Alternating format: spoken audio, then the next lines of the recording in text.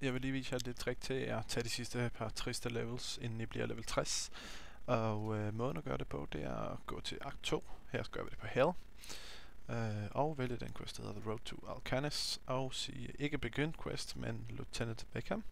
Select quest, OK og start game. Det handler om at gøre det hurtigst muligt og basere sine spells mest på AoE og meget offensiv. Hele det her run her burde tage under 1 minut. Man kan gøre alt fra at blinke hurtigt frem, ellers bare løbe. Skal vi se her.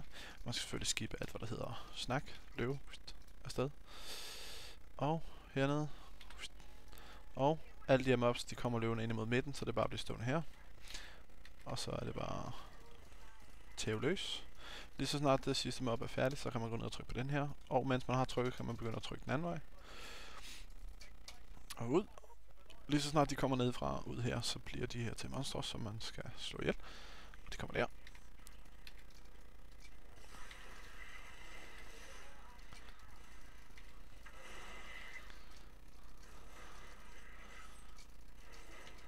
Sådan der. Nu er jeg level 60, men der så er der stået 50.000 XP her, og 230 guld. Så hvis man bare sige continue her, leave game, vente de 10 sekunder, og så ændre questen, og begynd forfra. Det tog mig cirka halvanden time, en time 20 minutter, og tage fra 57 til 60.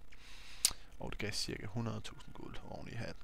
Ellers er det bare change quest igen, du tænder væk ham, så det er quest, og resume game. Start game.